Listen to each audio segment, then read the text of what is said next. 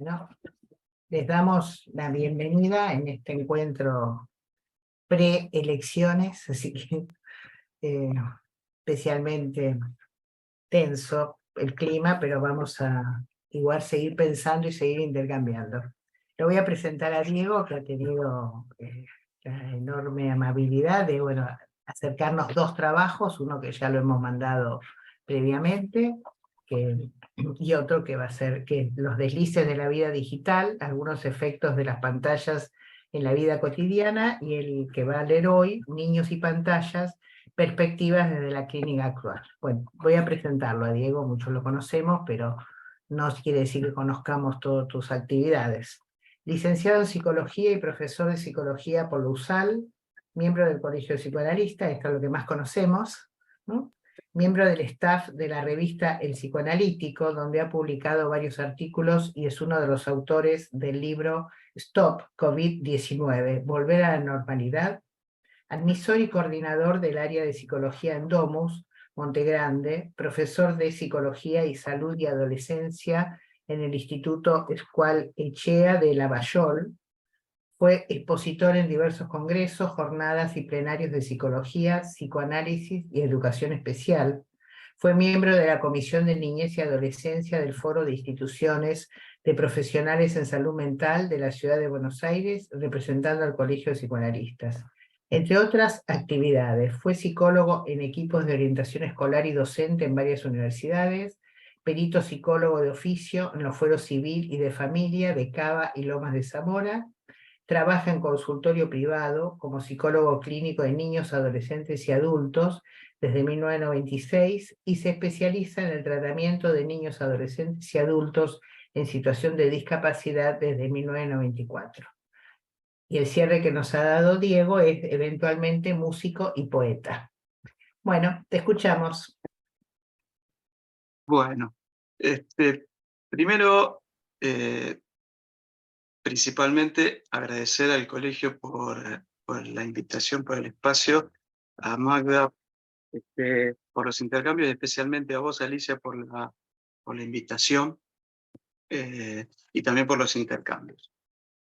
Quiero también agradecer a mis compañeras de admisión del equipo de Domus Montegrande, donde algunas de estas cosas que voy a comentar surgen en las charlas cotidianas. También a todo el equipo de la revista El Psicoanalítico, donde conversamos de estos temas. Ahí voy a meter un anuncio. Entre hoy y mañana va a salir nuestro nuevo número de la revista El Psicoanalítico, que se llama justamente, tomando en cuenta un poquito el momento en el que estamos en Argentina, El porvenir y las ilusiones, donde van a encontrar artículos de Yago Franco, de Franco Bifo Berardi y de Hermes Millán, y estos dos artículos que, bueno, por un lado han tenido la lectura de Los delicias de la vida digital, y ahora voy a leer sobre niños y pantalla. También quiero agradecer a todos los amigos y colegas de todas las especialidades que están, algunos ya los vi que están conectados. La verdad que comparto con todos ellos diariamente esta hermosa profesión y extensos diálogos. Bueno, este trabajo que voy a leer es en cierto sentido la extensión del trabajo que envié para su lectura previa. En ese trabajo de Los delicias de la vida digital, la idea era plantear un poquito la inmersión permanente que estamos viviendo cada vez más, ¿no? Lo que podría denominarse la vida digital con las pantallas como intermediarias. Entre muchas otras cosas en ese artículo, lo que yo planteaba era que ya podemos observar algunas consecuencias concretas en el dinamismo psíquico de los sujetos en general, luego de más de unos 20 años de paulatina y permanente exposición que se ha transformado en exponencial desde la pandemia hasta ahora. O sea, yo considero que estos últimos 3 años han hecho una instalación mucho más amplia de todo esto. Acá voy a tratar de dar cuenta de algunos de los efectos específicos que yo he venido observando en el uso de pantallas, y sobre todo en relación a los excesos en el uso de pantallas. Voy a referirme más que nada a los niños, pero también mencionaré alguna cuestión vinculada a los adolescentes. Quiero dejarlo claro desde ahora. Obviamente esto es una lectura breve, acotada, de un universo que obviamente es muchísimo más amplio y merecería mucho más desarrollo, pero lo que yo decidí es contar más o menos hasta dónde llegué en mi investigación con todo esto, pensando algunas cuestiones desde la clínica. ¿Sí? Para comenzar, les voy a mostrar algunos videos que quiero, en cierto sentido, que los veamos en función de una muestra mínima de lo que sería el contenido.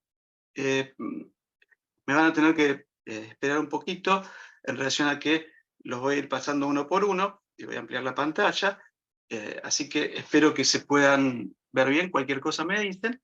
Son cortitos, pero quiero mostrar algo del contenido que circula en las redes y que ven los niños y que de alguna manera me llega a través, por un lado, de los tratamientos que hacemos, y me comentan las colegas de mi equipo en las supervisiones, ¿no? Bueno,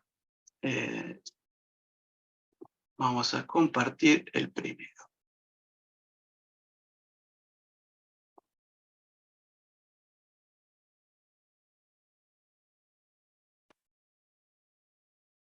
No sé qué va a hacer esta noche. Nos van a papear en 0, nos van a papear en 0, vas a ver. Ay, ¿qué es eso?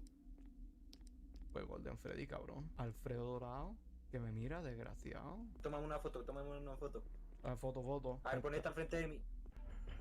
¡Ay, güey! Ahí viene, güey. Ahí viene, güey. Vete a la vez. Se lo papearon de una. ¿Qué dije, güey? Ah, ya me papearon. No sé.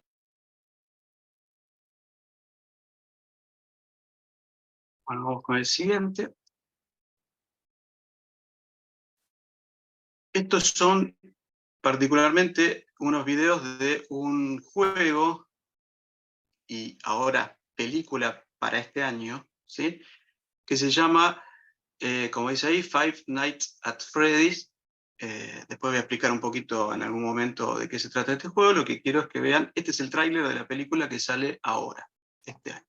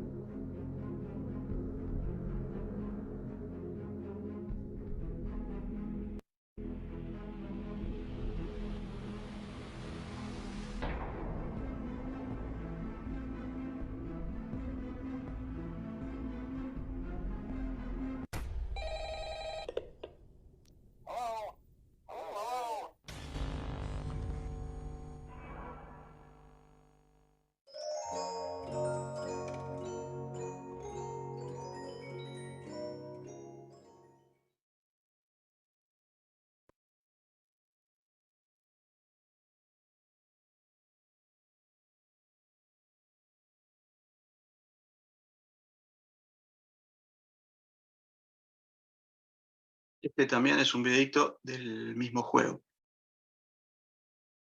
Oh no, parece que Freddy ha apagado las luces. Hora de utilizar el electroshock. He was the one that made us. He'll be the one to save us. Surrounded, welcome to the circus. Paradise. This is voices to the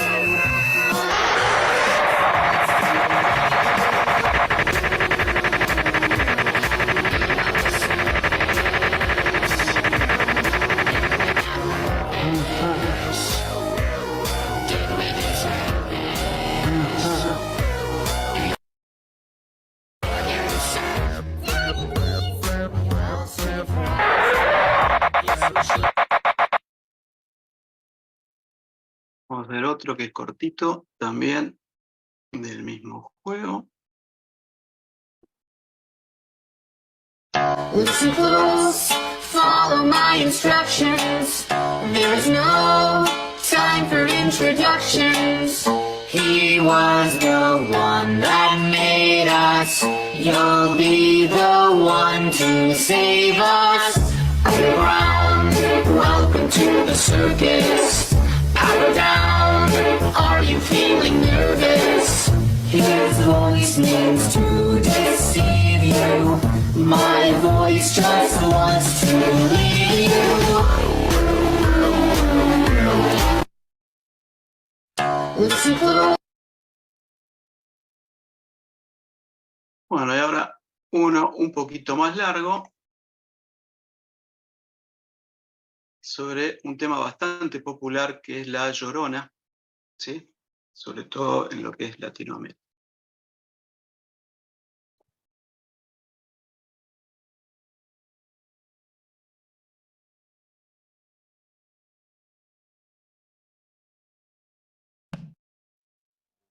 Estábamos junto al río. La fogata ardía y las llamas se agitaban. Sonaron las campanas anunciando las 11 de la noche. De repente todo quedó en un silencio sepulcral. Ya nadie reía, nadie hablaba. Solo permanecía el susurro de un viento helado. Entonces, una mujer emergió de entre los árboles. Se escucha un quejido ahogado y doloroso. ¡Ay, mis hijos! ¿Ya sabéis de quién se trata? Estamos hablando de la Llorona, una mujer con aspecto fantasmagórico, vestida de blanco con cabellos largos y oscuros, que flota en el aire con un suave velo que cubre su horripilante rostro. Se aproxima por el oeste y se dirige hacia el norte, vagando y llorando por las calles. La Llorona es un espectro del folclore latinoamericano que, según la tradición oral, se presenta como el alma en pena de una mujer que perdió a sus hijos y se dedica a buscarlos, asustando a la gente con su sobrecogedor llanto a quienes la ven o escuchan. Una historia triste, un cuento de horror, desamor y traición que se ha ido pasando de generación en generación. Esta leyenda cuenta con muchas variantes según la región, pero todos concuerdan que se aparece deambulando cerca del agua y que sus lamentos son atronadores. Una de las versiones más populares cuenta la historia de una hermosa mujer de origen humilde que era amante de un caballero de la nobleza. Durante un tiempo fueron felices y tuvieron 3 niños, pero un día el hombre los abandonó sin dar explicaciones. Al poco tiempo supo que se iba a casar con otra. Este engaño destrozó el corazón de la hermosa mujer. Afligida, decidió tomar venganza de la forma más cruel que se le ocurrió.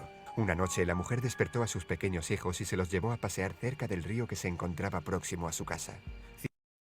Ciega por el coraje, una terrible ira se apoderó de ella, y sintió cómo todo el amor que les tenía se transformaba en odio, y los ahogó hasta que los dejó sin vida.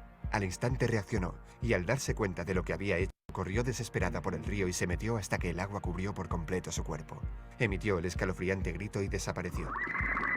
Desde ese momento la Llorona se convirtió en un alma errante que vaga por las calles en busca de sus niños perdidos, lamentándose y gritando su pérdida, de ahí el nombre. Se habla de que la Llorona atrae a los niños que se portan mal, para llevarlos al río como ofrenda para conseguir el perdón. Y a los hombres y mujeres adultas los seduce con su belleza para vengarse de aquel que la traicionó.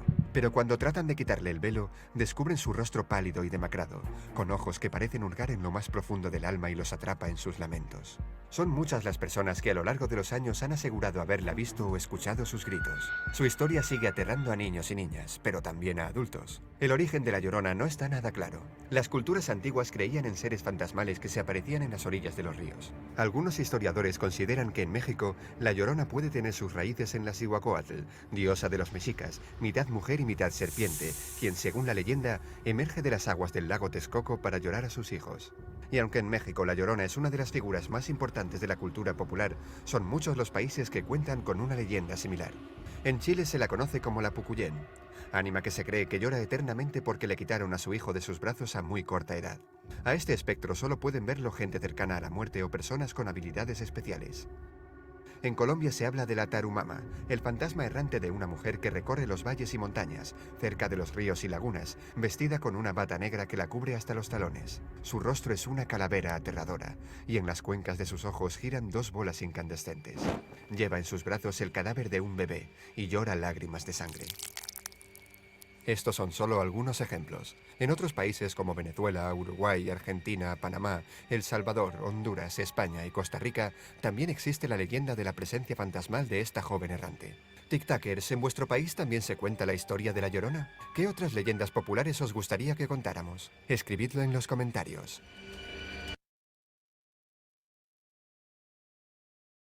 Bueno, un poco la idea de mostrar estos videos es una especie de introducción a qué clase de contenidos están viendo los chicos. Todos estos videos son obtenidos de información de las sesiones, ¿sí? Algunos de ellos me fueron contados por algunas de las chicas que trabajan conmigo en el equipo, y algún otro, bueno, me ha tocado escucharlo y después buscarlo para retrabajar, ¿sí? Ahora, básicamente, bueno, les quiero contar un poquito hacia dónde seguimos. Digamos, en primera instancia, quiero hacer un contexto actual, digamos, una idea del contexto actual. Hoy, el acceso a la tecnología está generando indudablemente algunos cambios en nuestra forma de vida. La sobreabundancia de oferta tecnológica, en especial en la forma de pantallas, es hoy abrumadora.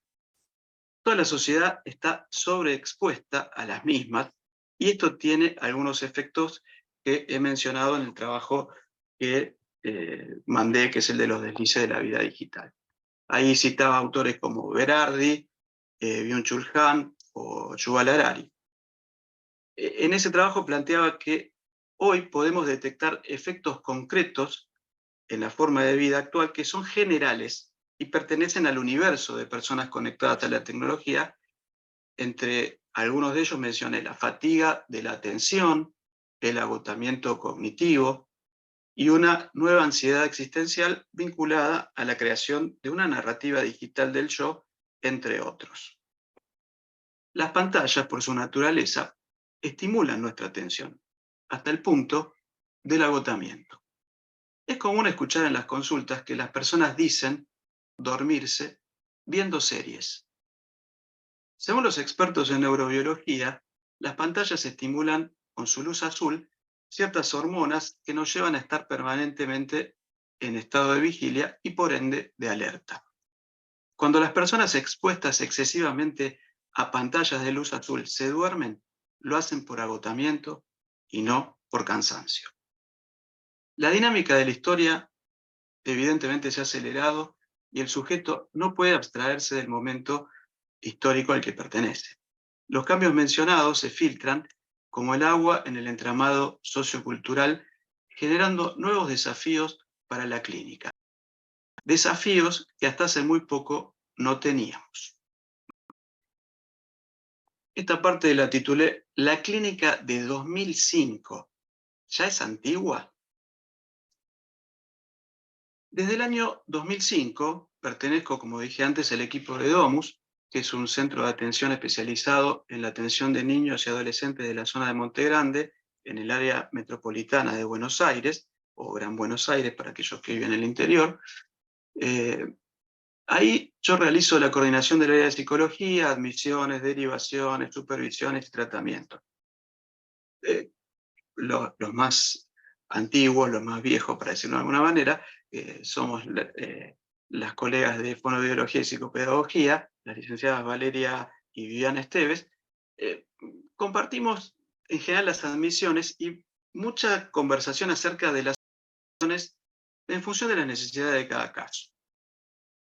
Hasta hace un tiempo, no mucho, unos 3 años aproximadamente, recibíamos consultas frecuentes de padres preocupados por el uso excesivo de tecnologías en la forma de pantallas por parte de los niños y adolescentes. Por otra parte, los educadores, ya sean estos los miembros del equipo de orientación escolar, docentes o directivos, también mencionaban su preocupación al respecto en las entrevistas que teníamos al hablar nosotros de nuestros pacientes y ellos de sus alumnos. Por un lado, los padres referían las dificultades que surgían en la puesta de límites respecto del uso de la tecnología por parte de sus hijos en sus casas y los conflictos que esto despertaba. Por ejemplo, discusiones, impulsividad, baja tolerancia a la frustración y a la espera, trastornos del sueño, etc. Por su parte, los educadores realizaban las derivaciones de niños o adolescentes al investigar que ciertas dificultades escolares del aprendizaje y la conducta podrían tener relación con el exceso en el uso de la tecnología en forma de pantallas. Tomamos nota del tema y trabajamos en lo posible en la relación que pudieron tener ciertas características propias del psiquismo en desarrollo de un niño o un adolescente, o sea, su historia evolutiva, las invariantes propias de cada etapa, y el uso de las pantallas como favorecedor o no de la descarga o el aislamiento. Digo, la descarga en cuanto a un niño que se enoja cuando le sacan la tablet y grita, o el aislamiento en el caso más habitual de un adolescente que no lo podían sacar del cuarto porque estaba jugando a la Play. ¿Sí?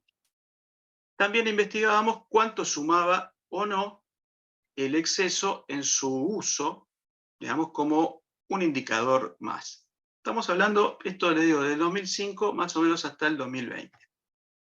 La cantidad de casos con preocupaciones al respecto en ese periodo de tiempo fue aumentando. Y los casos severos o moderados tenían características en cierto sentido, y lo digo con mucho cuidado, asimilables o análogos a algunas problemáticas adictivas.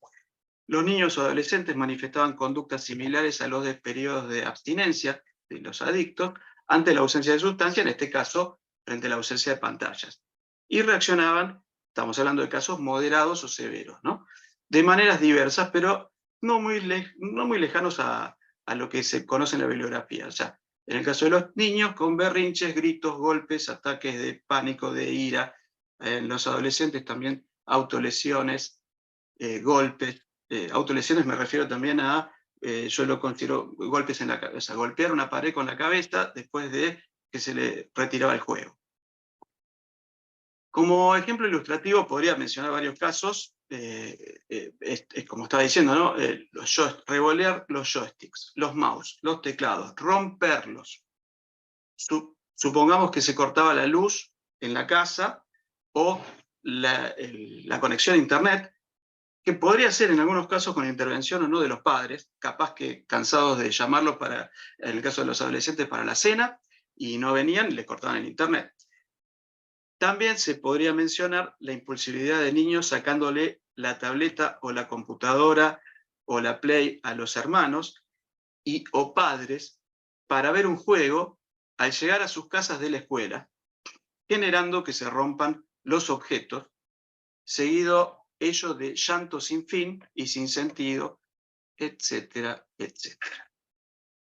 Se trabajaba intentando poner en palabras todo aquello que la sintomatología estaba ocultando, ya sea de lo intrapsíquico o de lo familiar, y que no podía ser mencionado por el niño o el adolescente y por sus familias hasta ese momento. Los resultados de las intervenciones estaban dentro de lo esperable. Mejoras significativas en algunos casos, estabilización de la situación del niño o adolescente en el ámbito familiar y escolar en otros, y ausencias o abandonos del tratamiento en otros casos, por suerte, los menos. En suma, lo habitual de nuestra clínica.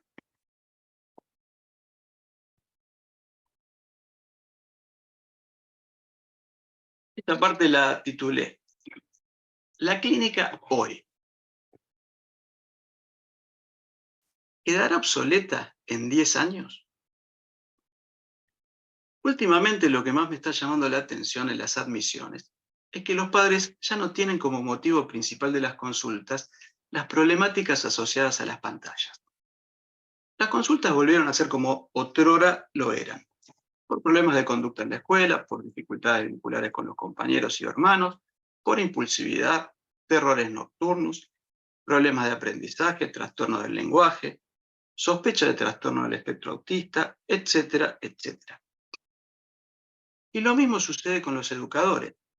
En sus derivaciones ya no mencionan el exceso en el uso de tecnología en la forma de pantallas como una de sus preocupaciones principales, sobre todo en el caso de los niños. Sí lo suelen referir en cuanto a los adolescentes. Acá viene mi pregunta central. Parecería que el acceso casi ilimitado de los niños a las pantallas no es hoy un motivo de consulta. ¿será que estamos naturalizando el uso de pantallas de tal forma que se han transformado en parte esencial de la nueva normalidad? En la mayoría de las familias se cuenta hoy con dispositivos celulares. Los niños tienen acceso a los mismos. Los motivos para el acceso son variados, pero suelen redundar entre la necesidad de los padres de cubrir espacios en los momentos en los que ellos tienen que ocuparse de los quehaceres domésticos y no pueden mirar a los chicos o controlarlos. El pedido de los niños respecto del uso y la dificultad de los padres o cuidadores para poner límites ordenadores en cuanto a ese uso. O sea, horarios reducidos, limitación, no uso directamente, etc. La comodidad de que el niño esté ocupado en otra cosa mientras los padres o cuidadores están usando el celular. La tranquilidad de los padres o cuidadores de que el niño está allí y no en otro lugar, como por ejemplo en la calle, con la inseguridad que esto implicaría. Esto vale más para lo que sería el ámbito de las grandes ciudades, ¿no? También otra característica sería la seguridad de que el contenido al que acceden los chicos es entretenido y variado. Todo esto me llevó a analizar una cantidad de variables en el uso de las pantallas, todas ellas merecedoras de desarrollos específicos y profundos. En esa búsqueda he logrado identificar una serie de dichas variables que se han convertido en algunos de los parámetros a través de los cuales intento hacer la lectura y construcción de los casos a nivel diagnóstico y pronóstico, y son las que me permiten a posteriori llevar adelante algunas estrategias de tratamiento. Vale la pena redundar en la idea de que se trata de variables, ya que las invariantes del desarrollo psíquico van a seguir estando como siempre, y en este caso se verán condicionadas en su desarrollo por estas nuevas variables, en algunos casos, en algunos sujetos. Para ser claro y específico, me refiero a que todos los niños pasan por etapas esperables. O sea, dejar la teta, la mamadera, los pañales, control de esfínteres, complejo de castración, de Edipo, etcétera, etcétera. Y las pantallas no parecían tener que ver con generar condiciones en tales pasajes. La observación clínica de este último tiempo hizo que entre en duda al respecto. Voy a compartir con ustedes algunas de las variables que intento tener en cuenta al analizar el uso de las pantallas por parte de niños y adolescentes y que luego merecerán cierta ampliación. La variable número 1 sería los tipos de acceso. O sea, cuando el niño o el adolescente va hacia la tablet, celular, Play, etc. Libre. Tenemos cuando el niño quiera. Hay acceso también con limitaciones, o sea, en momentos determinados del día. No es lo mismo a la llegada de la escuela, antes de la cena, por la noche, antes de ir a dormir, etc. Estoy pensando en este sentido, redundo en una para dar una idea de a qué me refiero. Por la noche antes de ir a dormir, es bastante común escuchar que le dan a los chicos posteriormente a la cena la tablet, sobre todo en niños pequeños, que luego, por esto que dije de la pantalla, de la luz azul, les cuesta muchísimo dormir. O dicen, no, pero no se duerme, tiene sueño. Y no está asociado esta idea de que la pantalla fue una variable importante diaria al momento de ir a dormir, ¿sí? Y que interrumpió por ahí el ritmo circadiano que debería ser específico en ese momento. El punto 2, otra variable, el contenido. Y acá está mi referencia a los videos que pasé. ¿Qué tipo de contenido están bien? Y acá se puede clasificar en diversas formas, yo puse algunas, podríamos agregar más. Adecuado o inadecuado para la edad, de acuerdo al desarrollo psíquico del niño. Agradable, desagradable. Entretenido, aburrido. Degradante, valorizante. Agresivo, tierno. Destructivo, constructivo. Etcétera, etcétera, etcétera. Todo en esta dualidad, ¿no? Como para decir agradable, desagradable, etcétera. Tercer variable, los tiempos de uso. en general hay mucho tiempo, se escucha bastante el tema del tiene uso limitado, ahora, después voy a profundizar un poquito en esto, intermedio o excesivo, que es ilimitado. El chico toma el celular del padre, de la madre o del cuidador y lo tiene todo el tiempo. Cuarto, efectos del uso.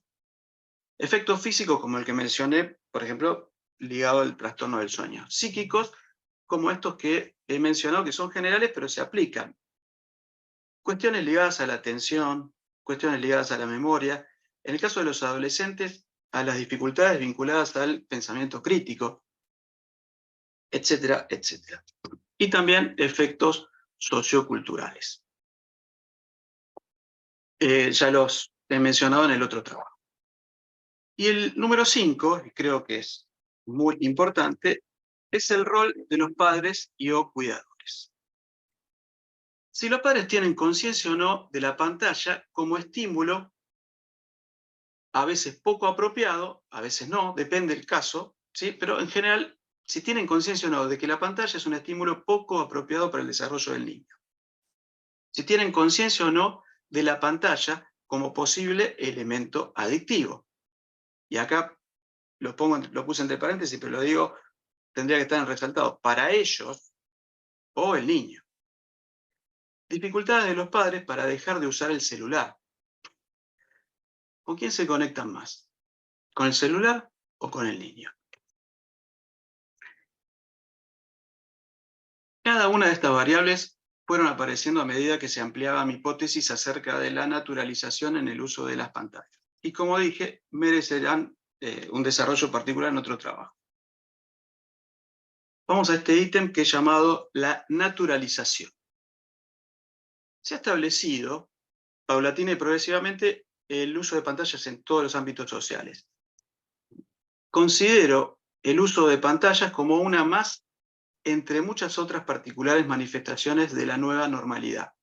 A esto me refiero, acá en el colegio hemos hablado bastante de la nueva normalidad vinculada al post-COVID, ¿sí? O sea, cómo nos ha cambiado la vida a todos en este sentido.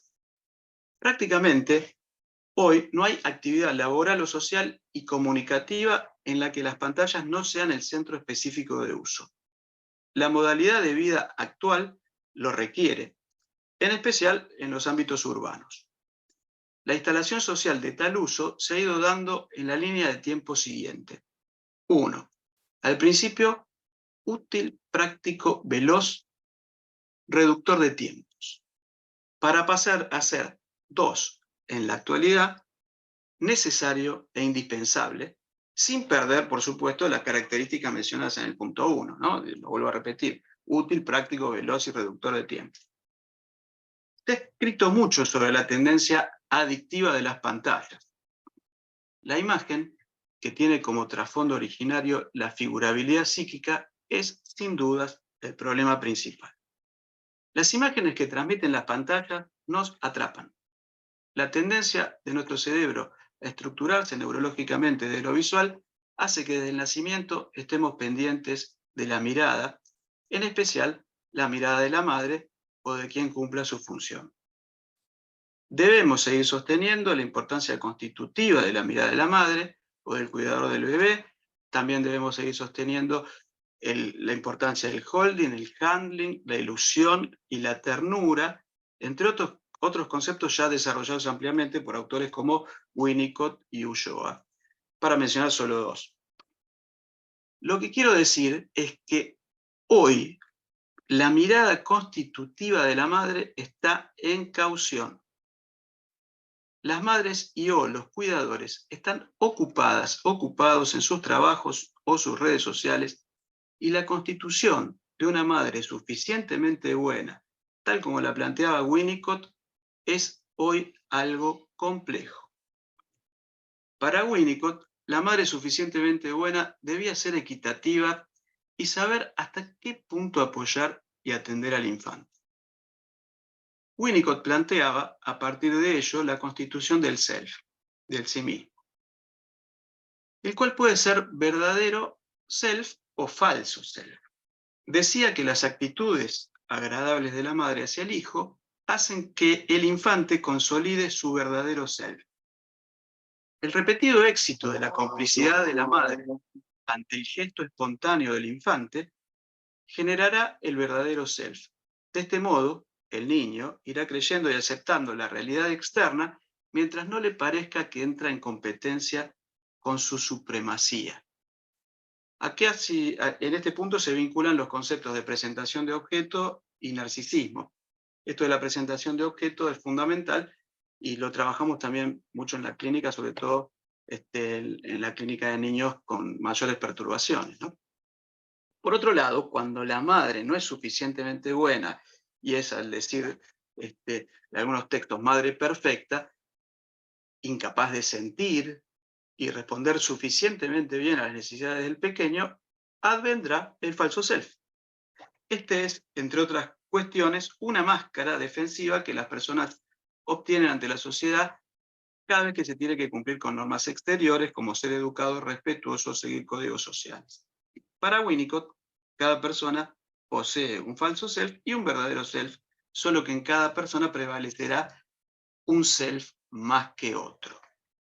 Me pregunto lo siguiente: si una madre o cuidador está intervenida todo el tiempo por el uso de pantallas, ¿es posible que logre ser una madre suficientemente buena? ¿Es posible que logre responder a las necesidades del infante de manera adecuada? Las pantallas que limitan su atención, ¿la hacen a ella más dependiente del celular que del infante?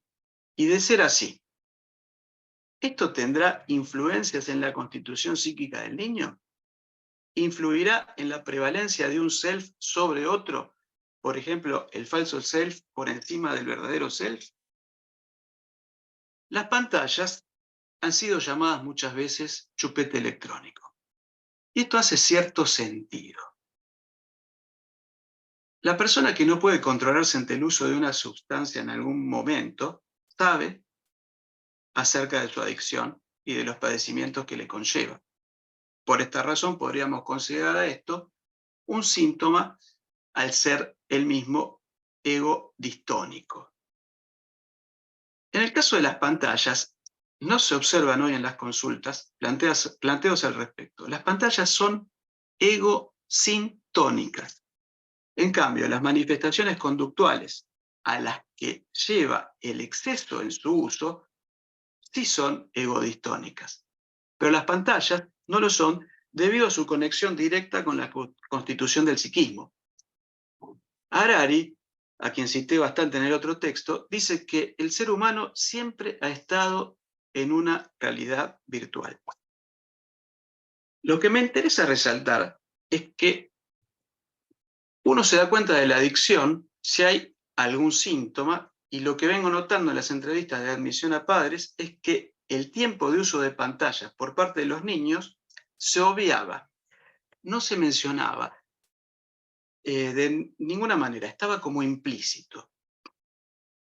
Con las colegas de admisión siempre preguntábamos acerca del uso de las pantallas, pero en un momento empezamos a incluir la pregunta de una manera más firme en nuestras anamnesis, que en parte deben completar los padres por un sistema que tenemos de admisión.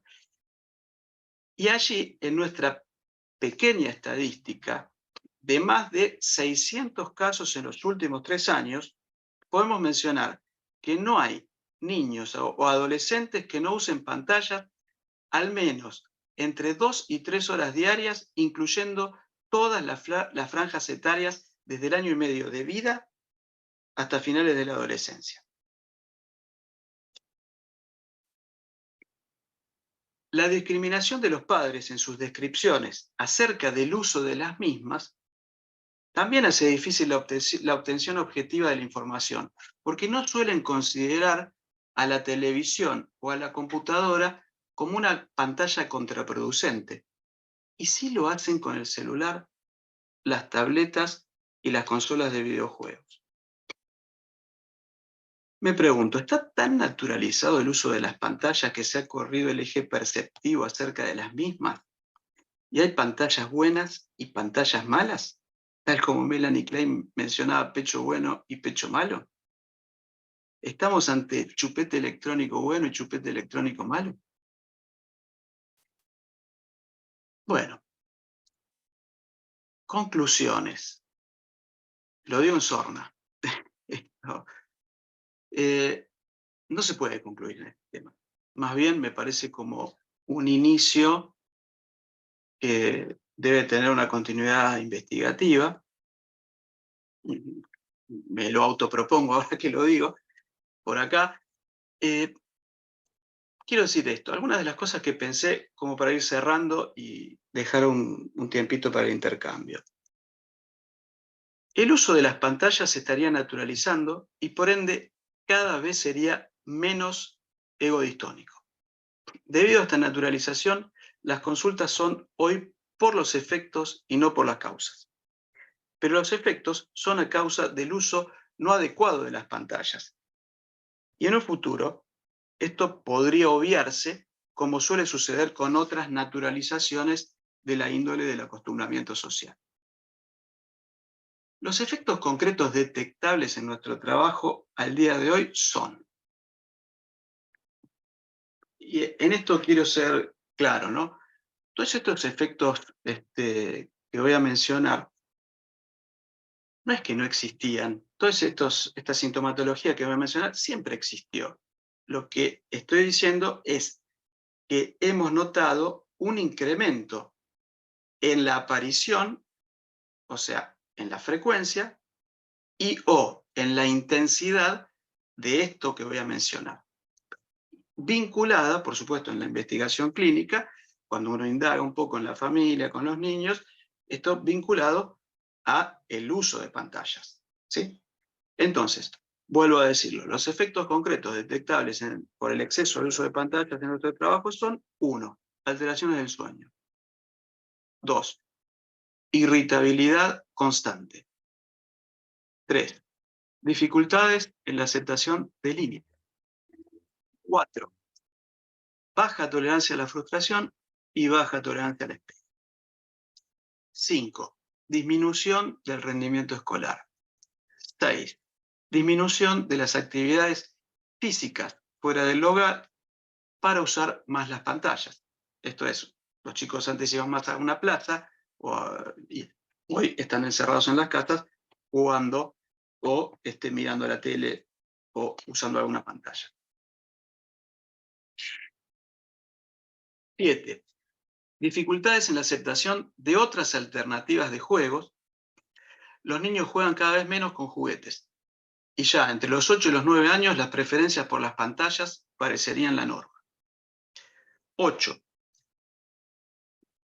Un incremento notable de las consultas de niños con trastornos del lenguaje, en especial el trastorno del desarrollo del lenguaje, o TDL, en edades tempranas, que de no ser tratado podría derivar en un futuro en un trastorno específico del lenguaje en edades más tardías.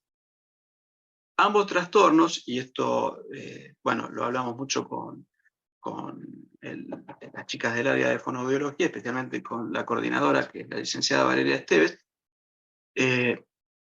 estos trastornos del lenguaje son prácticamente una epidemia. No estamos detectando post-pandemia casos en donde no se menciona algún tipo de trastorno del lenguaje, por lo menos de los que llegan al consultorio. Habrá un montón de chicos que no llegan al consultorio. Estamos hablando de este pequeño universo que nos consulta.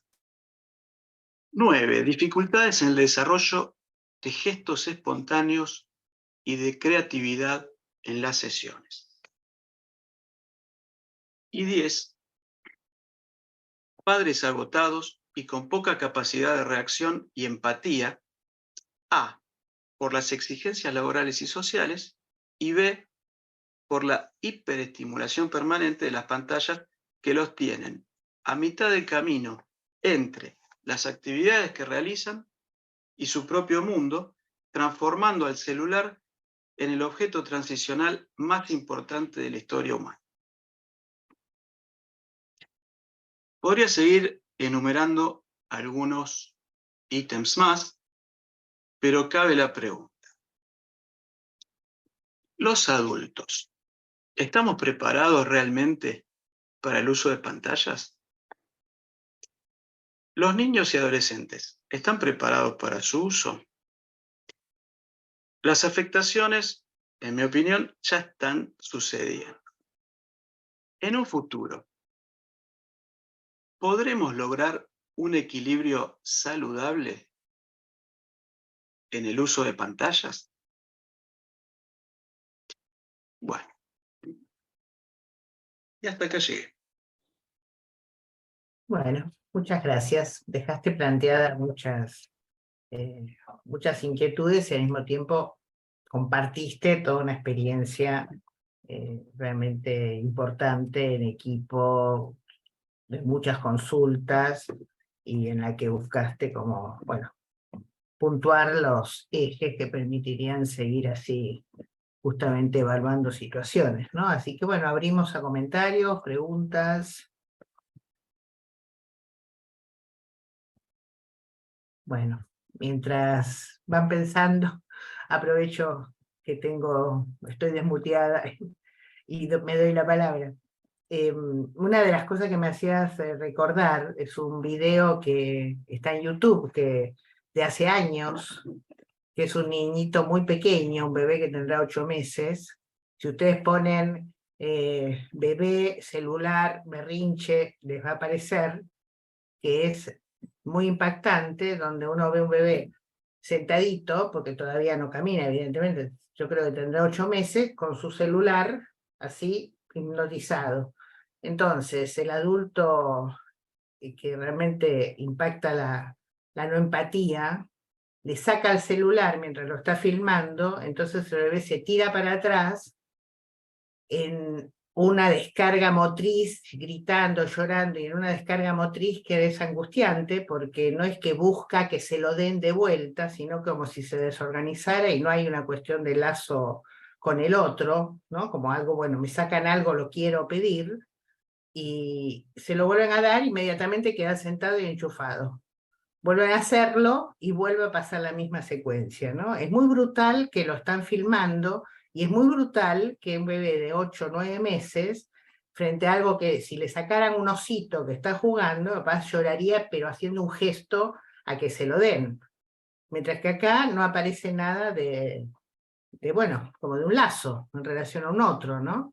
Me hiciste acordar de ese video que es de hace unos cuantos años, pero que es muy impactante. Y lo he visto y, tal como decís, para mí también fue impactante.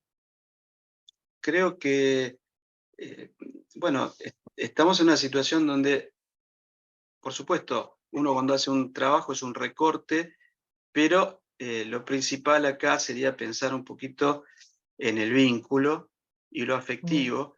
Y mi idea es un poco profundizar más adelante hacia qué se pierde o qué se va perdiendo de la construcción del afecto en relación al vínculo. ¿Sí? O sea, desde qué lugar, de alguna manera, se va generando esa construcción. Yo siempre en ese punto soy muy constructivista, o sea, esa idea de que es todo, de alguna manera, no sé, un ladrillito con otro ladrillito y se va armando este psiquismo. En el otro trabajo yo había dicho que en el medio, entre la inteligencia artificial, un poco las pantallas, un poco los vaivenes de la sociedad, y ahí algo se va a armar distinto. Yo no soy una persona que piense que vamos a poder abstraernos o eliminar el uso de pantallas. Hay un grupo de personas, entre ellos Berardi, Vispo Berardi plantea como una vuelta, o sea, irse. Hay una nota en página 12 que salió ayer, supongo, donde plantea eso. Yo no sé si esto sería posible, pero el tema es que no podemos integrarla crudamente.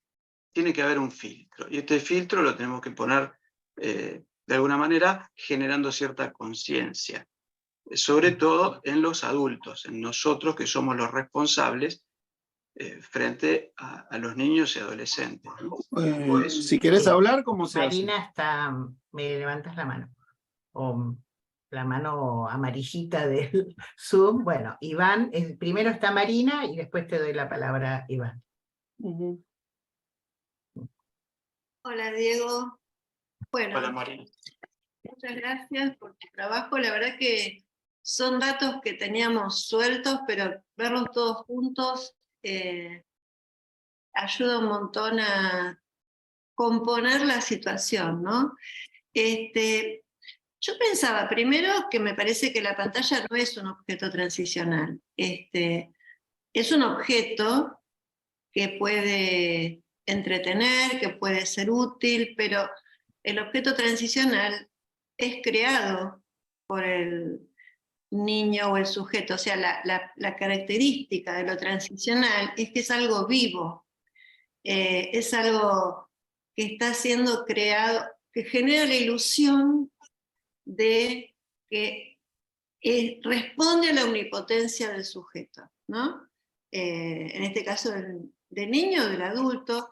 Me parece que las pantallas en este punto, no sé cómo denominar el tipo de efecto que generan, pero sí coincido mucho con vos, con que tanto tiempo y tanta disponibilidad de pantalla sustrae al niño y a los padres de un espacio donde se produce la matriz de procesamiento de las emociones. Es decir, sabemos que nacemos con un cerebro, pero no con una mente, ¿no? Y que la mente es lo que se va construyendo en esa matriz de procesamiento de las emociones del entre. Y yo, bueno, escucho muchos directores de escuela, directores de jardín de infantes que están preocupadísimos por el estado de desarme o de carencia de esta capacidad de procesamiento emocional que tienen los niños, que por ahí en muchos casos se manifiesta con la palabra, pero me parece que la palabra es un elemento más, ¿no? La capacidad de jugar, bueno, de considerar al otro como un semejante. Entonces, no, me parecía interesante por ahí discriminar las características del objeto transicional y de todo lo ilusional en nuestra cultura, y las pantallas, que deben ocupar ese lugar, pero no sé bien cómo diferenciarlo. No quiero ser prejuiciosa, ¿no? Pero me parece que está bueno pensar cómo, qué diferencia hay entre este chupete y el otro. Sí, a ver, también a mí me hizo ruido cuando lo escribí porque me pareció fuerte, pero debido a que no se ata específicamente al concepto o lo que estudiamos en relación a lo que Winnicott planteaba, ¿no? Pero en cierto sentido, las pantallas hacen que nos vayamos hacia ese mundo, y hay una cuestión de la omnipotencia que vos decís, que claramente las conecta. O sea, el tema es el mundo adulto, ¿no? Nosotros, ¿podemos abstraernos tan fácilmente? ¿Podemos poner un límite? Todas estas cuestiones que yo planteaba de las pantallas como egosintónicas alimentan esta omnipotencia, me parece a mí. Y en ese sentido es que yo lo pensé. O sea, si lo tenía que pensar un poquito más, decía, bueno, a ver, tengo que estar conectado, tengo que estar, eso lo escribí en el otro artículo, ¿no? La gente que quiere estar todo el tiempo conectada en las redes mostrando qué hace, cómo vive, ¿sí?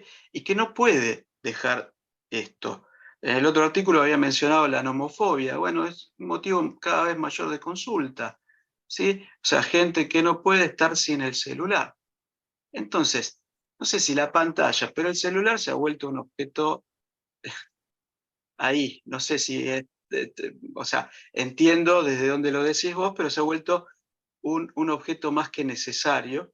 Y entonces, bueno, creo que hay un punto donde es necesario para la conexión, para la sociedad, para estar de alguna manera integrado al mundo, al entorno. Incluso uno recibe, y estamos hablando a través de una pantalla hoy, ¿no? O sea, afecto a través de la pantalla, pero no es lo mismo que lo directo o lo presencial.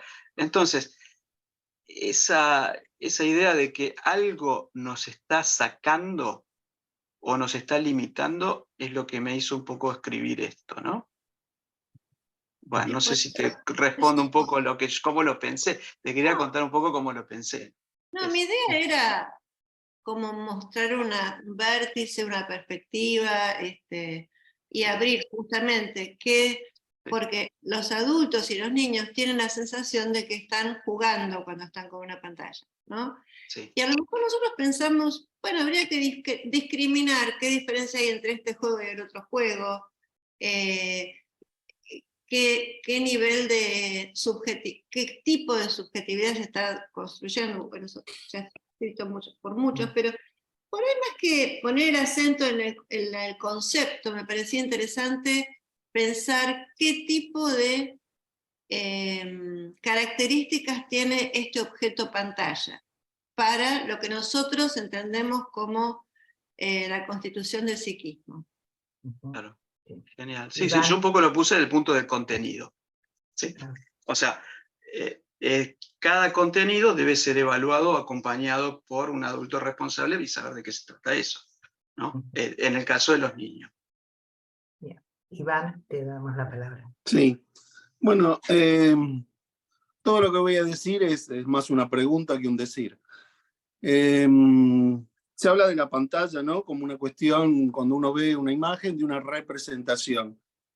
Yo diría esto, primero, cuando alguien ve la realidad, ¿sí?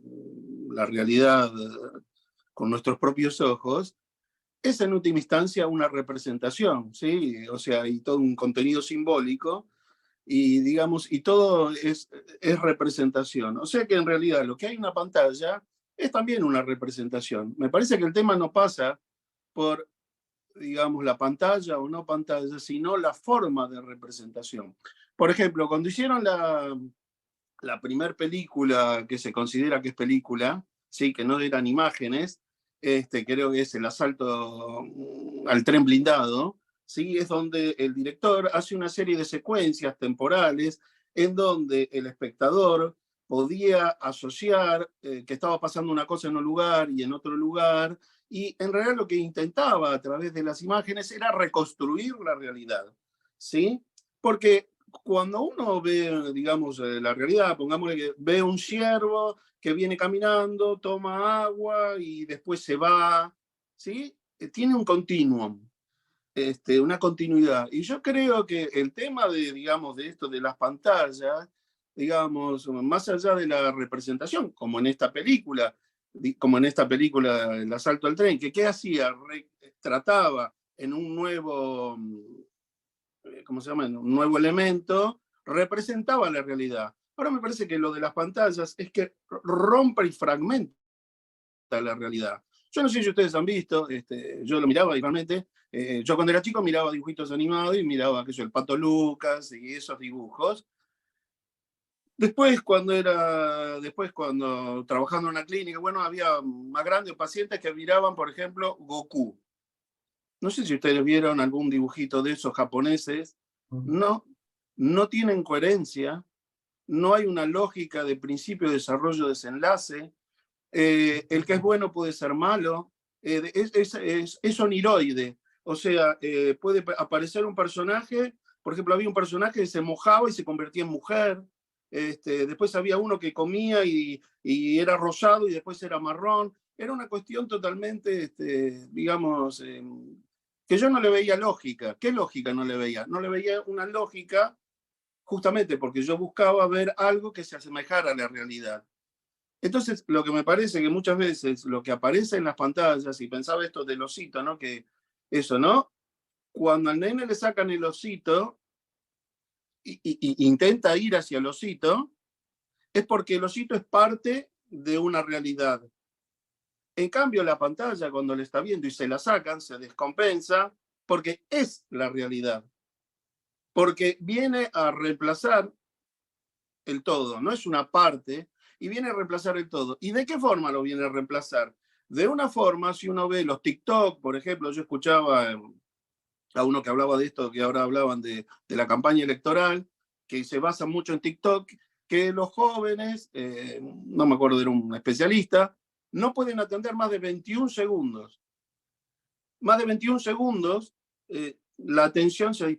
Porque justamente yo creo que todas estas cuestiones, es el videoclip, es todo fragmentado. De hecho, uno puede ver videoclip. Hoy miraba uno, por ejemplo, que lo que sucedía en las imágenes no tenía nada que ver con la canción, y eran cosas raras. Aparecía una chica, jugaba con trompo, después había una luna, después la luna desaparecía, o sea, eran imágenes inconexas. Entonces yo creo que ahí está la cuestión, donde aparece toda una cuestión de fragmentación, de desconexión, y en esto es, digamos, donde quedan atrapados, porque no es que estamos viendo Macbeth en una pantalla.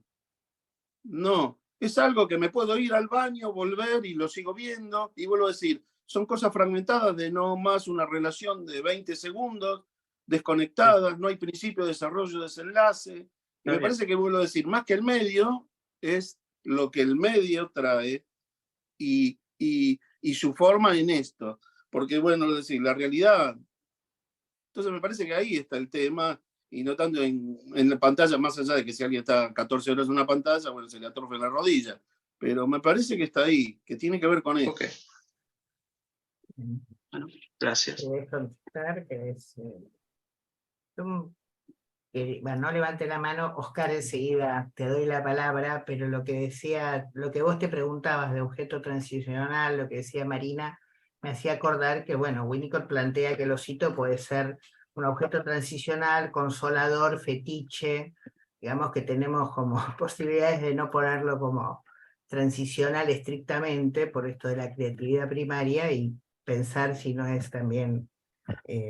podría ser un consolador, un objeto consolador, por ejemplo, ¿no? Como que así sutura una ausencia que no se puede procesar que no se puede procesar. Bueno, palabra Oscar y después levanto yo la mano para hacer prolija. Oscar, ese es un tema que me entusiasma, así que me pongo muy metereta. Hola. Después María Isabel, sí. Hola. Hola, ¿se escucha? Se escucha y se ve una mano en tu nombre. Ah, bueno, no sé si se ve mi cara, es lo de menos.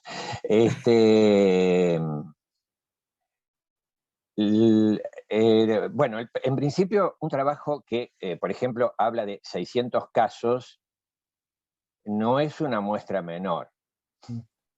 Es una muestra importante. Nuestra casuística en general, difícilmente individual, puede acumular tal nivel de casos, con lo cual ya eso mismo hace importante los datos que pueden haber ido ordenando. El tema de la naturalización, que me parece esencial, porque ¿qué querría decir que está naturalizado? Forma parte del yo. Se hizo parte de nuestro psiquismo como una cosa que forma parte de nuestro cuerpo y mente. Y lo digo así por los tipos de reacciones que vos mencionaste. Golpearse la cabeza, daño sobre el propio cuerpo, cuando se le retira. Cuando se le retira, no es que se le quita un objeto. Cuando se le retira, uno podría pensar que lo que se está atacando en la mente de ese chico en su forma más brutal, es algo que brutalmente se incorporó en su propio yo, en sus formas incluso más incipientes. El ejemplo que daba Alicia es particularmente elocuente y temprano, pero hoy por hoy esto es totalmente común, es decir, como problema. En un lugar como el que yo estoy viviendo en estos momentos, en el cual la vida natural forma parte de un lugar de experiencia enorme y donde mucha gente se ha trasladado para que los niños puedan vivir esa experiencia natural, todos los padres, maestros y demás viven con el conflicto absoluto de el rival que puede ser un teléfono. Pero además eso en el interior de una escisión de los propios adultos. Porque me parece que el adulto que en un momento determinado dice no uses el teléfono, lo está mirando. Racionaliza que es por motivos laborales, por motivos sociales, porque espera una llamada, lo que fuera, pero la naturalización social común, implantada Y digo lo de implantada porque esto le da un carácter muy particular a este objeto. Este objeto, y yo en eso creo que sí, no lo podría llamar un objeto transicional, es un objeto que produce excitación. Interesante la diferencia con el chupete. El chupete tiene una función de descarga, mientras que el aparato tiene una función de carga. Produce una carga. Vos lo describiste con los puntos, con el tema de la luz azul, pero al mismo tiempo contenidos, presencia, etcétera, etcétera, me parece que está generando transformaciones que más allá del deseo ludista de Bifo de terminar con los teléfonos, cosa que yo particularmente adheriría en ciertos momentos, es indudable que eso es imposible en las condiciones, además del capitalismo actual, porque funciona on demand.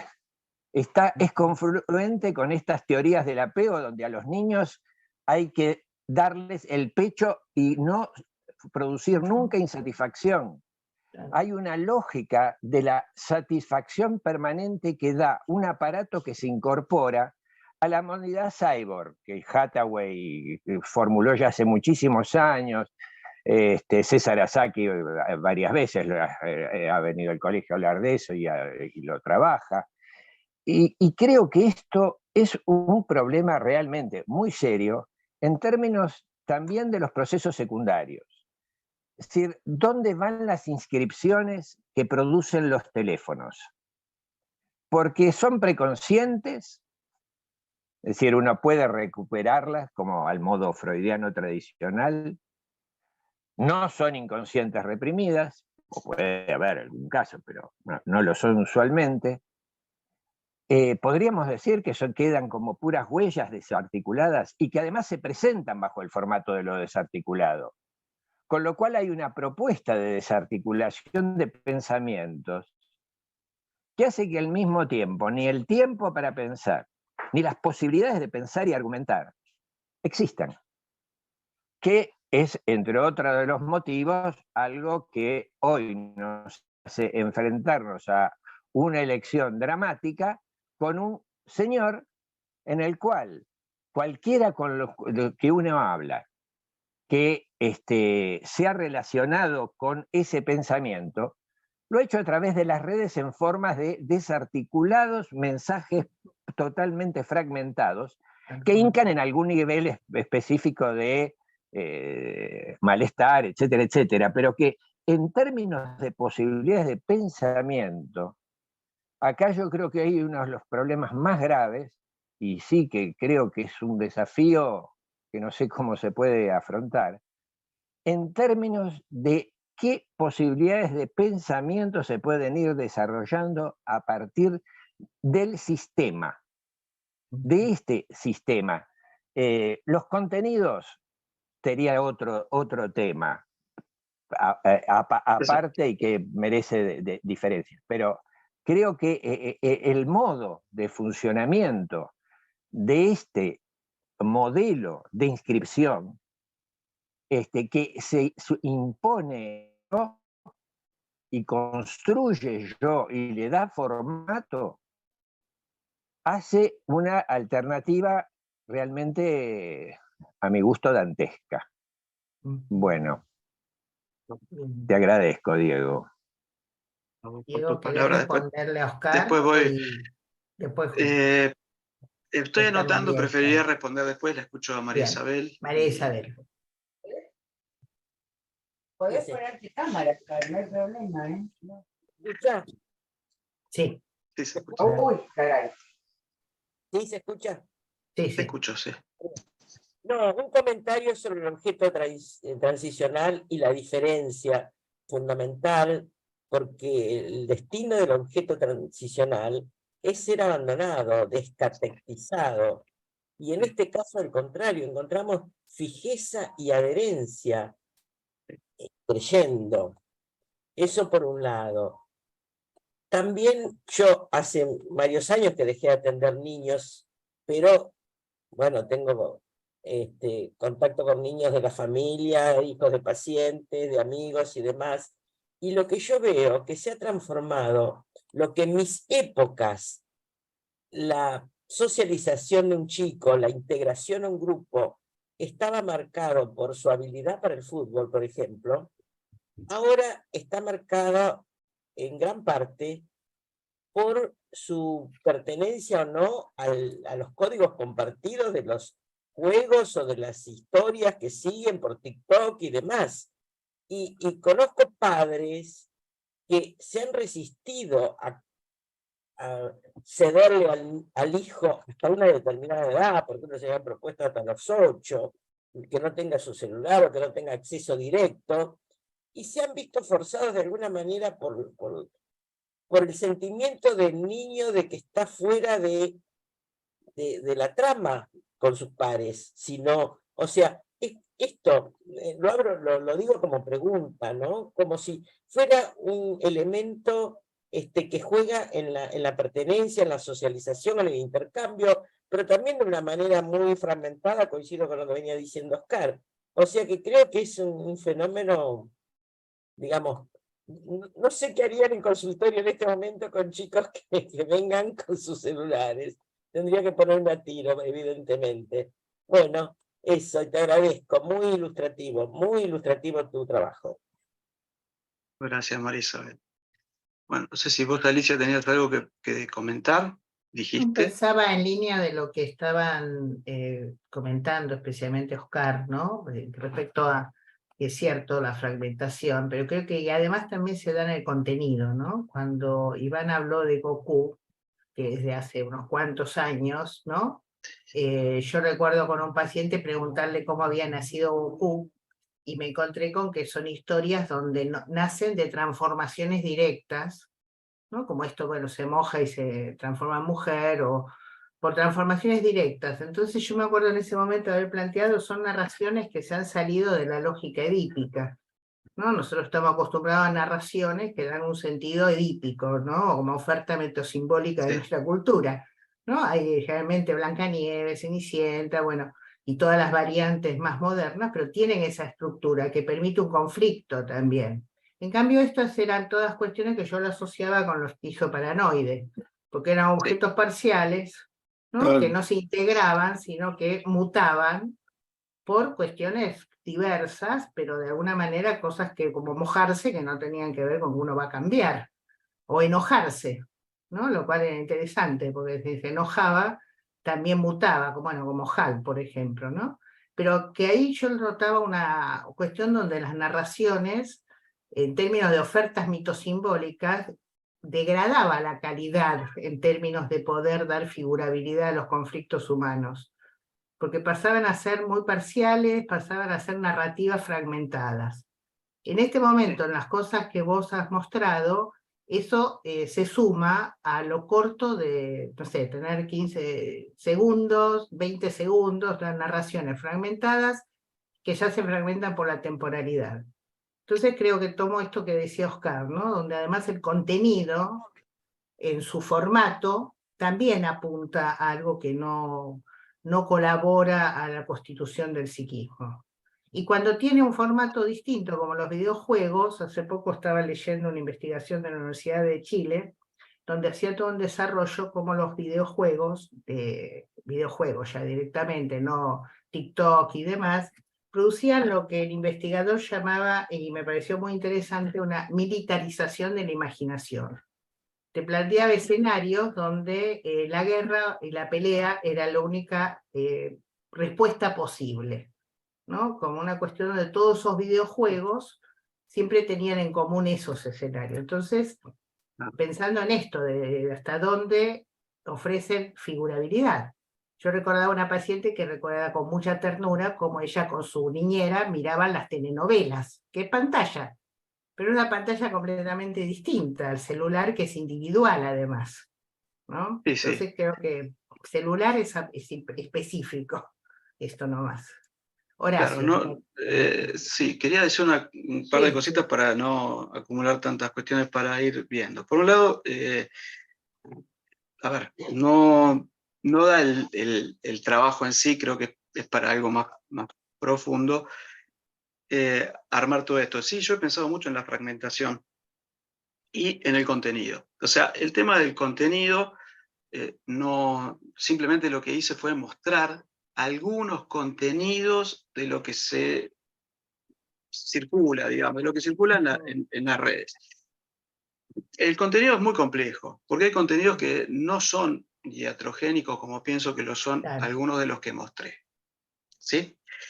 Entonces, y el contenido será o no iatrogénico dependiendo de la presencia de un adulto o no para poder poner en palabras eso y darle un sentido distinto y favorecer o no la figurabilidad psíquica. O sea, un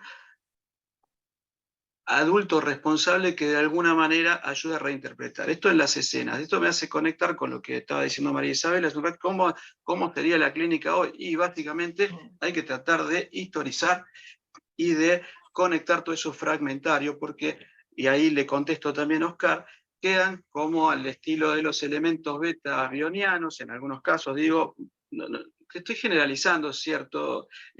Por eso un poco también lo del objeto transicional, pero a ver, me parece importante generar cierto impacto de conciencia, ¿sí? Por eso un poco a veces lo mencioné así. Las huellas quedan, Oscar, acuerdo con vos y están ahí. Después no sé cómo terminan interviniendo. En algunos aspectos, en algunos casos se ve en el momento o en el desarrollo mismo del proceso del tratamiento y en otros quedan ahí. Un tema importante que mencionaste, el tema del tiempo y la aceleración con el momento que estamos viviendo. Es una afectación enorme porque, tanto como mencionaba Iván, el tema de los 21 segundos, o sea, hoy por hoy no hay tiempo. Hoy si vas a leer una nota de un diario, te dice, usted va a tardar 2 minutos, 3 minutos, 5 minutos en leer esta nota. No hay tiempo. O sea, el tiempo se nos ha quitado. No somos dueños del tiempo. Y esto que tiene que ver con los celulares, por ejemplo, es importante, porque el celular se transforma en una extensión del yo. Estoy de acuerdo con esa idea. Es una extensión de uno mismo, en cierto sentido. Por eso es un juego, ¿no? O sea, el objeto transicional es una extensión de mis temores y de mi ternura también, ¿no? Entonces yo agarro el osito y duermo, si soy un niño, y lo acaricio, y después lo revoleo cuando me enojo. Y en algún momento, cuando voy creciendo, y tengo ya, no sé, 7, 8 añitos, lo dejé, o más, tal vez en algunos casos, lo dejé, y no me volvió a ser útil, tal como decía María Isabel, no tiene esa fijeza o esa adherencia que tienen esto. Lo que pasa es que acá es como que te cortan una mano, si te falta el celular. Y esto sí genera consecuencias. Y yo creo que las estamos viendo. Bueno, hasta acá un poquito eso. Cintia o Carlos, no sé quién de los dos. Carlos. Sí, varias cosas. Bueno, primero me parece muy interesante lo que trajiste, Diego, sobre todo porque está sustentado en una serie de observaciones clínicas que son, como decía Oscar, completamente imposibles para una observación individual. Quería decir un par de cosas respecto de... La cuestión que decías vos, Alicia, de la militarización de la imaginación. Yo cuando era chico jugaba a los soldaditos, a la guerra. Digo, Pero quizás empezó antes, acordate de, ¿no?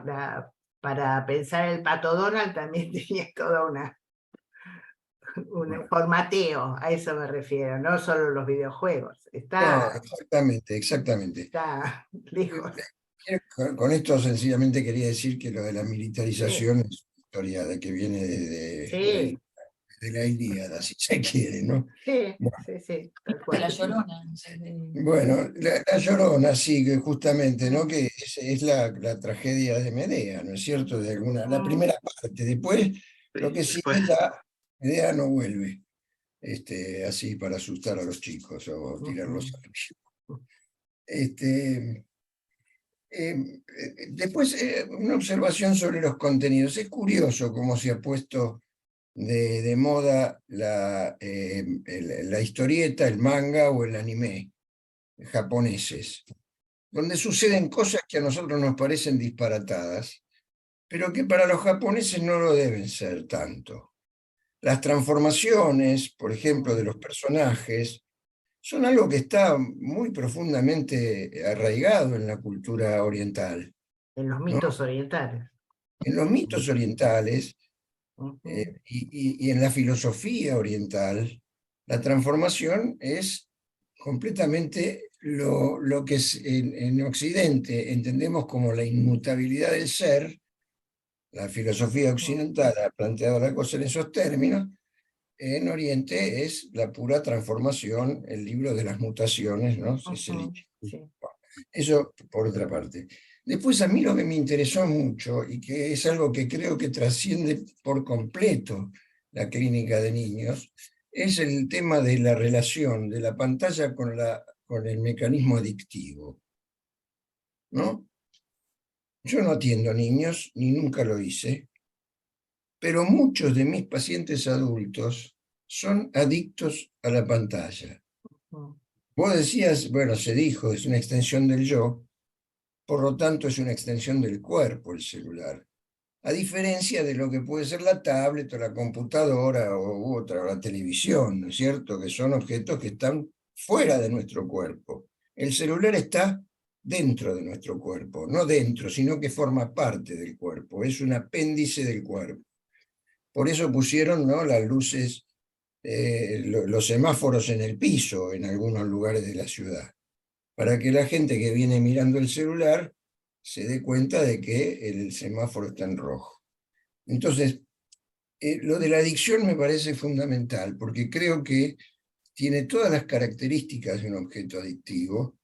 Me decía una paciente ayer a la noche, la última paciente me decía que había estado en este fin de semana largo, un poco desorientada cuando no tenía el celular cerca.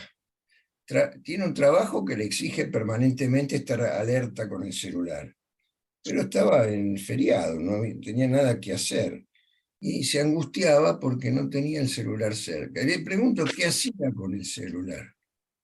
Una mujer ya adulta, joven, pero adulta. Y lo que hace con el celular es estar permanentemente mirando todo lo que aparece en cada momento, instantáneamente. Entonces yo creo, ahora discuto algo que vos afirmás, Diego, en tu trabajo anterior, que el celular no está planteando, no está planteado en el futuro. Es el presente continuo lo que el celular nos ofrece, y lo más instantáneamente posible. No por nada es que los medios periodísticos abrevan fundamentalmente en el ex Twitter, por ejemplo, ¿no? Porque ahí está el instante, el presente continuo. Y a mí me parece que esa es una de las alteraciones del tiempo de las que se venía hablando. Entonces, los niños están pegados a las pantallas, pero eso ya estamos viendo cómo esos niños se han transformado en adultos jóvenes, y no tan jóvenes muchas veces, que están absolutamente necesitados, como si fuese una parte de su propio cuerpo, de tener cerca el celular. Bueno, eso, nada más. Gracias por el trabajo, me pareció muy interesante. Bueno, está Oscar, Juan Carlos, Horacio primero, si pueden ser breves por el tiempo, Horacio, Oscar y Juan Carlos. Bueno, Oscar, si no te molesta, puede ser que te deje para el final, así también invitas para el libro, para el encuentro del próximo, que es presencial, y es una presentación de un libro que, bueno, Oscar podría dar después las indicaciones. Así que Horacio primero. No sé si me escuchan. ¿Me escuchan? Sí, sí. Okay. Bueno, voy a ser corto. La primera, me quedé pensando en relación a lo que decía Oscar, en relación a la fragmentación. yo creo que el tema no pasa tanto por la fragmentación. La representación de la fragmentación ya viene de hace tiempo, en las artes, por ejemplo, en el collage y demás. Me parece que la clave, me parece que pasa más por la aceleración del tiempo. Esto que decían recién en relación a un presente continuo, me parece más importante que la cuestión de la fragmentación. Y no porque sea más importante, pero me parece más predominante. Y por otro lado, yo no estoy tan seguro que estas nuevas formas de aceleración produzcan necesariamente alienación. Digamos, es una pregunta, no es una aseveración. Pero por ahí habrá que pensar en nuevas formas de cómo se apropia el yo de estas nuevas formas de aceleración del tiempo. Bueno, esto por ahora. Bien. Gracias. ¿Te parece bien, Juan Carlos? Y después contestás al final todo. Lo que sea. Respondés todo, Juan Carlos. No, yo voy a ser muy... es muy poco lo que tengo para decir.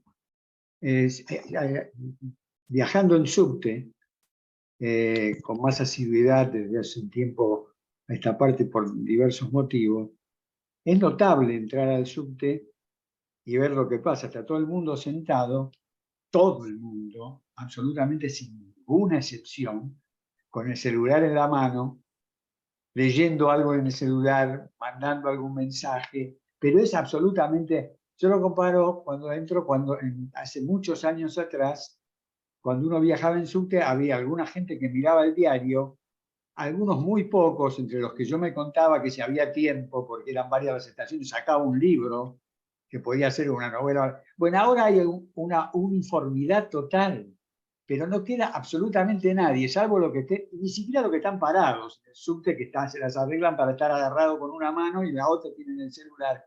Es un fenómeno extraordinario. En ese sentido, claramente funciona como una especie de extensión del cuerpo y por lo tanto del yo, digamos, ¿no? Como el que se hace cargo del cuerpo. Y me acordé de esto, que a partir de lo que fue surgiendo después de la presentación de Diego y lo que los demás fueron aportando, de este fenómeno muy localizado, pero que constantemente me llama la atención. Entra un vagón de subte y está todo el mundo con el celular en la mano. Es una cosa extraordinaria. Bueno, eso nada más, anecdótico. Bien, gracias, no, Juan Carlos. pero es una observación. Oscar. Sí, bueno, brevemente, yo insisto en algo que es, si esta tecnología sin capitalismo es imposible de pensar en sus efectos actuales. Porque si no entramos en una especie de discusión casi técnica. Y los modos, el cambio, el tiempo, etcétera, etcétera, están en la lógica del capitalismo. Yo me pregunto, no lo sé, si las tradiciones culturales japonesas que pueden expresar en el manga no tienen en el mundo occidental un formato ya completamente diferente. Y la captura está generada en ese otro interior. El contenido es indudablemente variado. Y hay una cosa que me había quedado de algo que planteó Diego, sobre el tema del falso y verdadero self. Porque una de las cosas que me preocupa es las formas tiernas en que una madre puede en un momento determinado incorporar el juego, entre comillas, de lo que está viendo un niño, que incluso puede ser algo que no esté cargado de esas imágenes siniestras, pero que al mismo tiempo, por vía de la propia construcción de un verdadero self, ese verdadero self se constituye en el interior de la producción de la máquina, en el interior del yo. Con lo cual la máquina entra a naturalizarse incluso en sus formas tiernas. Y esto lo hace aún más problemático, porque esta naturalización y esta adicción social generalizada, que todos dan cuenta, produce efectos. Por eso insisto que hay algo que ver de la propia lógica y sus enormes consecuencias, que creo que es imposible en un espacio de 2 horas abarcar, porque son infinitas. Yo sigo recomendando un libro que es La era del capitalismo de seguridad, de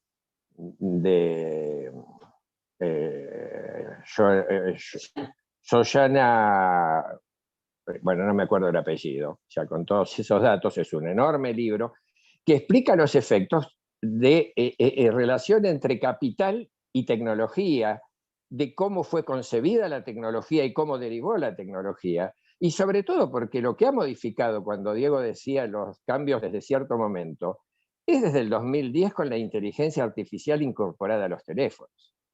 Cuando eso se naturalizó, el instrumento empezó a abarcar todo, porque todos los aspectos de la vida estaban incluidos adentro del aparatejo. Con lo cual, desde la agenda, el teléfono, la diversión, todo estaba allí. Y esto ha creado, sí, ¿y qué va a pasar? No sé, porque con este asunto de el uso de las modalidades cuánticas, que parece que tienen aceleraciones infinitamente mayores, ya no sé qué va a ser el tiempo. No nos queda, no queda tiempo ni para saberlo en un instante. No. Perdón, vos, Alicia, dijiste que yo anticipé algo de Digo que bueno, podrías pero anticipar el en todo libro, caso, capaz si lo haces ahora porque gente se tiene que retirar y Diego después de un cierre, ¿les parece bien? ¿Te parece bien, Diego? Sí, sí, perfecto. Bueno, Oscar, si querés vos invitar directamente a la próxima bueno, encuentro, sí, es presencial, o sea que es para que vengan a la sede. sí, es presencial, también va a ser También virtual, es híbrido. Tecnológica, pero en principio, como dato, vamos a repartir el libro, es decir, entre los presentes. Es un libro sobre el tema del abuso sexual infantil, hecho por un conjunto de personas que trabajamos en ese tema y que son abogados, psicólogos, psicoanalistas, de trabajadores sociales, que son 6 personas que intervienen y que vamos a presentar 2 miembros del colegio, Adriana y yo, y Franco Giglino, que es digamos, el coordinador de ese espacio que se llama CONASI, que ha hecho un libro que tiene que ver, que es una suerte de, ahora lo llamaría manual, pero esto me desdeciré la próxima vez cuando lo explique. Así que los invito a que vengan, porque además es un tema muy importante, entre otras cosas es importante porque también involucra el tema de los teléfonos. El abuso y las cuestiones con el tema de los teléfonos es un tema grave. Bien, gracias, Oscar. Gracias, Diego. Oscar. Bueno, habría muchas cosas para decir. Como les dije, es un trabajo en proceso muy complejo porque implica muchas variables, tal cuales las que mencioné. Hay algo que, bueno, creo que da para otro encuentro incluso, porque hay mucha información y muchas cosas para decir acerca de los aportes de cada uno. Hay alguien que puso algo en el chat acá que decía el acceso tan temprano a la pornografía también es un problema nuevo que aparece como traumático en los consultorios. No tengo ninguna duda, y esto lo confirmo, lo está diciendo Serena Sotile, y estoy totalmente de acuerdo. Lo que dijo Oscar recién en tema del grooming. Otra pregunta interesante de Alejandra Soltero dice: ¿cómo se trabaja con estos padres que están absorbidos en sus celulares? Como mencionabas, naturalizan este uso. El tema de la naturalización es una epidemia, pandemia, llámenlo como quieran, y no hay conciencia de los papás. O sea, creo que cuando uno explica desde el lugar que tiene a los papás cuáles son las problemáticas que podrían estarse generando por el exceso de uso del celular, por el uso ilimitado del celular, por el acceso, ¿no? O sea, que el chico vaya, entre a la casa y agarre el celular, ¿sí? Cuando uno le empieza a explicar, los papás entienden, pero lo entienden para los chicos en general. Es muy difícil trabajarlo porque no lo aplican para sí mismos. Entonces, es muy complejo ese punto y hay que hacerlo. Yo creo que en ese sentido no tenemos que dejar ese espacio porque es nuestra historia, nuestra construcción de la subjetividad, es nuestro lugar y transmitir. O sea, los chicos hoy se construyen entre historias fragmentarias de estas cuestiones y no hay una historia más novelada.